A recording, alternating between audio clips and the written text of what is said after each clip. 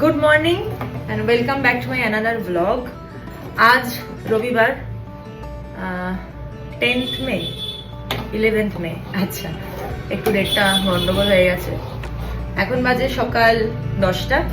ঘুম থেকে উঠেছি মোটামুটি 9টার সময়, কারণ আজকে একটা ভীষণ ভীষণ হেকটিক ডে আমার কাছে। কারণ যতদিন নিজে ছোট ছিলাম ততদিন নিজের জন্য উঠে দৌড়াতে হতো, নিজের কাজকর্মের জন্য। তবে আস্তে আস্তে যখন সন্তান বড় হয় তাদেরকে নিয়ে এগিয়ে চলার জন্য বাবা মায়েদেরও সঙ্গে সঙ্গে ছুটতে হয় বই কি।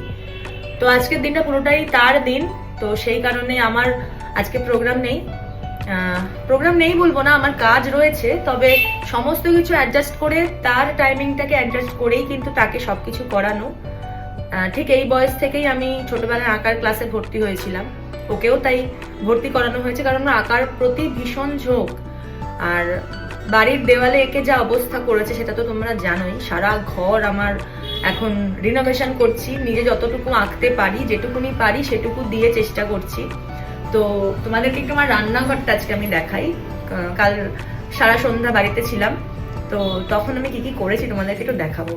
চারিদিকটা এখনো ভীষণ অগোছালো, পুরোটা কিন্তু হয়নি। আচ্ছা, এইটা হলো আমার বাথরুমের সামনের বেসিনের ওপরটা, একটু এই জায়গাটা ডেকোরেশন করেছি নিজে।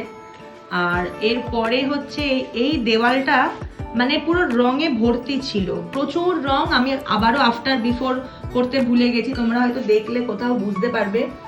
এই যে এখনো একটু দাগ রয়েছে, তো সেগুলোকে ঢাকার জন্য আমি ওয়াল স্টিকারগুলোকে অ্যাপ্লাই করেছি।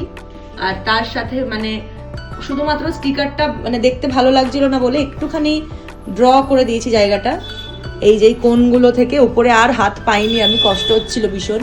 আচ্ছা, এই একটা ডিজাইন করে দিয়েছি এখানে, যা পেরেছি মাথায় এসছে, আদার্স কিছুই নয়।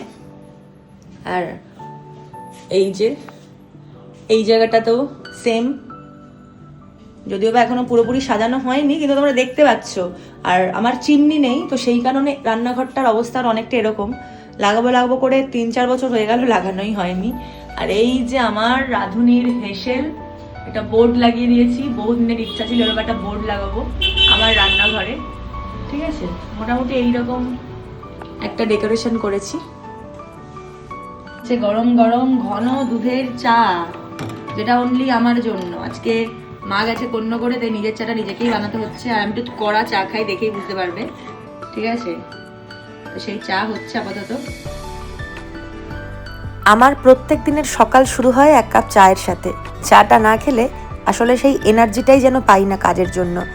এদিকে চা খাচ্ছিলাম দাঁড়িয়ে দাঁড়িয়ে, তারপরে বাপি বলল আমাকে খেতে দিয়ে দাও। আর আজকে সকালবেলা কোনো রকম টিফিন বানাইনি, কারণ আমার চা বিস্কুট হলে আর কিছু লাগে না। ছেলেও খেয়ে চলে গেছে আঁকার স্কুলে। আর এখন বাপিও বললো ঠিক আছে, রুটি ছিল আর একটু দুধ গরম করে দুধ রুটি টিফিনে দিয়ে দিলাম। মানে আমার আর কি ঝামেলা রইলো না কোনো। তারপর বাপি বাজার থেকে মাছ ঠাছ সব এনেছিল, সেগুলোই ভালো করে ধুয়ে বেছে রাখা আর কি। রবিবারের সকাল, অন্যান্য দিন প্রত্যেক দিনই অফিসের তাড়া থাকে, তবুও সমস্ত কাজই আমি রাত্রেবেলা করে রাখার চেষ্টা করি। আর আজকে যেহেতু দিনের দিন, প্রচণ্ড গরম, শুধুমাত্র পাতলা করে মাছের ঝোল আর ভাত করব। আর কোনো কিছু রান্না করব না, কারণ প্রচুর কাজ রয়েছে। তাই তাড়াতাড়ি রান্নাটা সেরে নিচ্ছিলাম। এদিকে একটা কড়াইতে মাছ ভাজছিলাম, আর একদিকে ভাতও চাপিয়ে দিয়েছিলাম। মাছের ঝোলটা করব আলু, পটল, কালো জিরে, টমেটো, কাঁচা লঙ্কা আর এই যে গুঁড়ো মশলাগুলোর মিশ্রণ। আর কোনো মশলা নেই। এই টকবক করে ফুটে ওঠা মাছের ঝোলে দিয়ে দিলাম ভাজা মাছ। আমার রান্নাবান্না কমপ্লিট মাত্র 1 ঘন্টার মধ্যে। আর এখন আমি রেডি হয়ে বেরোলাম, কারণ একটু পরেই ছেলে চলে আসবে।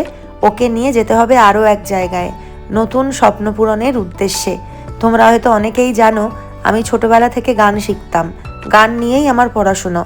আর নাচটাও শিখতাম একই সঙ্গে। এদিকে দুটো ভালোবাসার জিনিস একই সাথে একভাবে এগিয়ে নিয়ে চলাটাও বড্ড বেশি কঠিন ছিল। তবে চেষ্টা করব আমার যা যাত্রাপথ, সেই পথেই ছেলেকে এগিয়ে নিয়ে যাওয়ার। কারণ ওর নাচ, গান, ছবি আঁকা সব কিছুর প্রতি ভীষণই একটা ঝোঁক রয়েছে। তো সেই কারণে ঠিক যেই বয়স থেকে আমি শিখতে শুরু করেছিলাম, সেই বয়সেই ওকেও এগুলো শেখানোর শুরু। আমার গানের মাস্টার মশাই, যিনি আমাকে বাড়িতে এসে গান শেখাতেন, তার কাছেই ওকে নিয়ে আসা। আর তার বাড়ি শ্রীরামপুরেই। আজ থেকে শুরু হলো ওর সঙ্গীত শিক্ষার প্রথম ধাপ।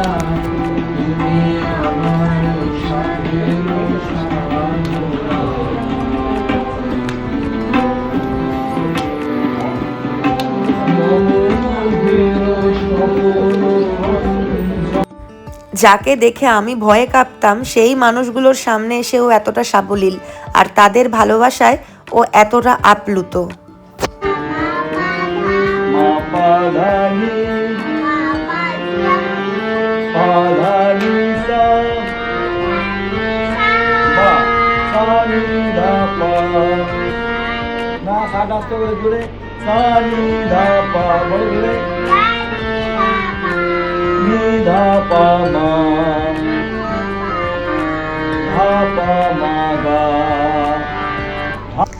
এবার থেকে প্রত্যেক রবিবার করে আঁকার ক্লাস, গানের ক্লাস, একদম প্যাকড আপ শিডিউল।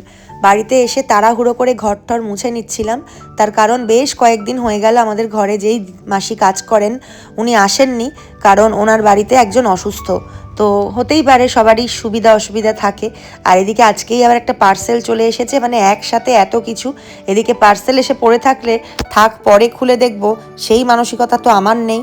তক্ষুনি আমাকে দেখতে হবে। পার্সেল টার্সেল দেখে স্নান করে চটপট করে খেতে বসে পড়লাম। আর আজকের খাবার মেনু ভীষণই সিম্পল।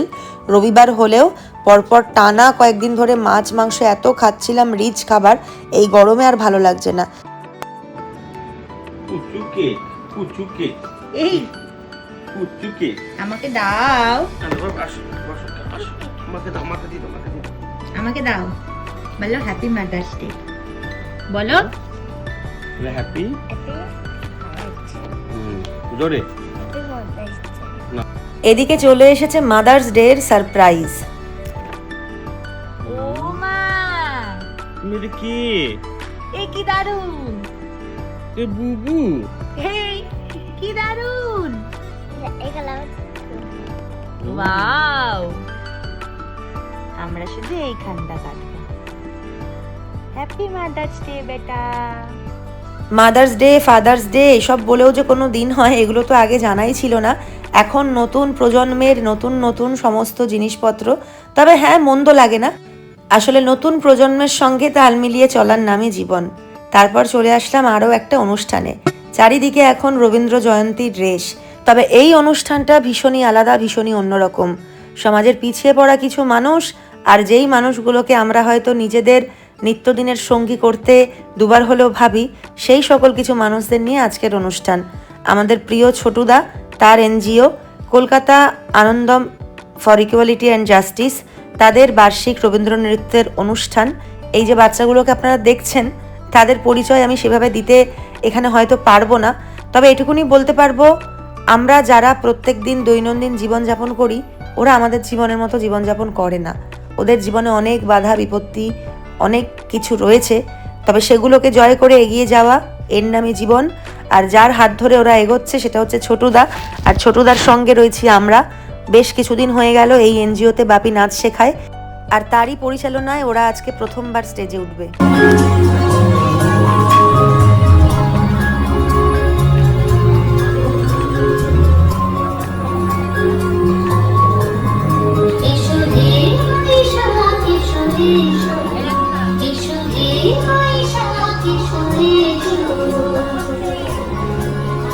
ওদের প্রত্যেককে সুন্দর করে নিজের হাতে সাজিয়ে দিয়েছিলাম আমি। ওদেরকে দেখে কোথা থেকে যেন মনের মধ্যে এত যন্ত্রণা হচ্ছিল, চোখ থেকে ঠিকরে জল বেরোচ্ছিল। সত্যি কথা বলতে, মানুষ চেষ্টা করলে কি না পারে, আর ওরা পেরেছে, আমরা ওদেরকে দিয়ে করতে পারিয়েছি। এটাই সব থেকে বড় কথা, সব থেকে গর্বের। এই যে ছোট ছোট বাচ্চাগুলো, ওরা ভীষণ ভালো ভালো স্কুলে প্রত্যেকে পড়ে, এবং ওদের যে জীবনযাপন সেটাকেও আমরা অন্ধকার থেকে আলোর দিকে নিয়ে আসার চেষ্টা করছি। এটুকুই আমাদের চেষ্টা। আশা করি ভবিষ্যতে ওরা অনেকটা এগিয়ে যাবে। এদিকে গরমে ঘেমে নাজেহাল হয়ে আমি আর আমার পুচকেটা একটু চা আর জল খেতে আসলাম। আমরা বাপি এবং শ্রেয়াকে, আমাদের পরম বন্ধু, অনেক ধন্যবাদ সবসময় আমাদের সাথে থাকার জন্যে।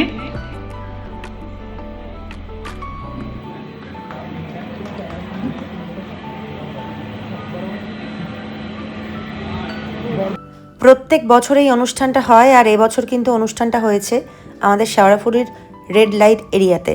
আর কিছু বিশেষ আমি এটা সম্পর্কে সোশ্যাল মিডিয়াতে বলতে পারছি না।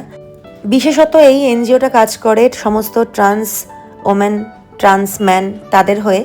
আমি বাকিটা পরে বলছি। এবছরও এসেছি, আর এখানে যুক্ত থাকতে পেরে ভীষণ ভালো লাগে।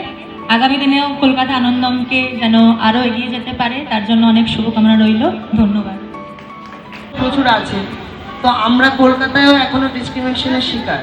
তো এখানকার মানুষ যারা ট্রান্স মানুষ আছে বিশেষ করে তাদেরকে কি ফেস করতে হয়। তো হ্যাটস অফ সিন্টুদিকে যে এই জায়গায় দাঁড়িয়ে এরকম একটা প্ল্যাটফর্ম এখানকার ট্রান্স মানুষদেরকে তুলে দেওয়ার জন্য, করে দেওয়ার জন্য। আরও এগিয়ে যান, আমরাও যদি কোনোভাবে আপনাকে সাহায্য করতে পারি, যেভাবেই হোক আমরা আছি। আর আপনাকে সবসময় আপনার আশীর্বাদ আমরা পাশে চাই।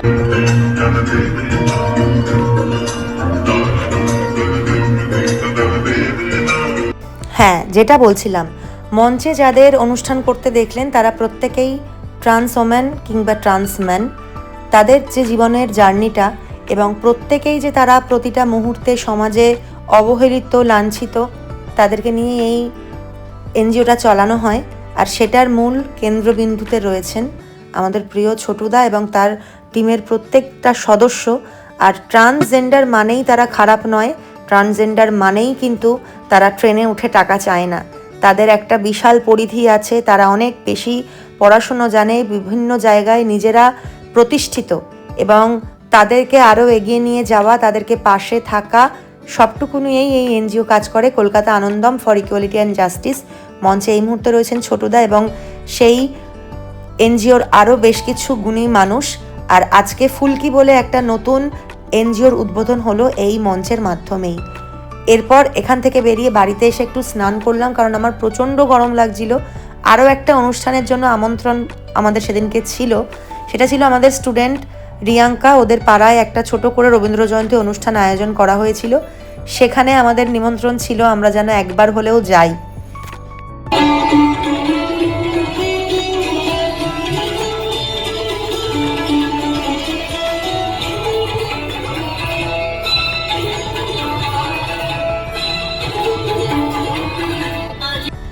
এই মুহূর্তে মঞ্চে নাচ করছে আমাদের প্রিয় ছাত্রী শ্রীনিকা। আমরা যে সময় গিয়েছিলাম তখন অনেকের নাচই হয়ে গিয়েছিল। আর এই দেখো, আসতে না আসতেই এই যে ভালোবাসা, আন্তরিকতা, জীবনে এই পাওনাগুলোই কিন্তু সারা জীবন থেকে যাবে। বাপি সাধকাকে সম্বর্ধনা জানাবে গৌরী গৌর। এই মুহূর্তে বাবা আর ছেলে মঞ্চে একসাথে, আমাদের ভাবনার বর্তমান এবং ভবিষ্যৎ দেখেই মনটা ভালো হয়ে যায়। ধন্যবাদ জানাচ্ছি সবাইকে কি আমাকে এখানে নিমন্ত্রণ করার জন্য এবং আসার জন্য। বিশেষ ধন্যবাদ জানাই সুজিতকে, আমাকে বললো কে কালকে কিরকম একটা প্রোগ্রাম আছে, বাপি কোথায় করে দিতে হবে। ঠিক আছে, করে দেবো। আর রিয়াঙ্কাদেরও ধন্যবাদ, দাদাকেও ধন্যবাদ। একটা পরিবেশ সাধারণত চারিদিকে আমি আজকে আস্তে আস্তে দেখছি এখানে একটা অর্কেস্ট্রা শো হচ্ছে, কিন্তু এরকম রবীন্দ্র জয়ন্তী না খুব কম হয়। আমার খুব ভালো লাগে এরকম কালচার, এরকম যে আপনারা আয়োজন করেছেন। নেক্সট বার যখন করবেন একটু আগে থেকে আমাকে বলবেন, আমিও আপনাদের সঙ্গে যুক্ত হয়ে আর একটু বড় করে করব, ঠিক আছে? তো আগে থেকে আমাকে একটু বলবেন, আমি যতটা পারবো সাহায্য করার চেষ্টা করবো এবং আরো বড় করে করব আমরা, ঠিক আছে? অনেক অনেক ধন্যবাদ। আর আমার এইটাও খুব আনন্দ লাগে, আমার কাছে যারা শিখতো তারা এখন নিজেই স্কুল করে তাদের বাচ্চারা সব পারফর্ম করছে। আমার এইটাতে অনেক গর্ব, এবং আমার বাচ্চারাও পারফর্ম করছে, এরাও ভবিষ্যতে ওদের মতো হবে। এইটাই, ওদেরকে একটু আশীর্বাদ দেবেন, ওরা যেন আরো বড় হতে পারে। ধন্যবাদ।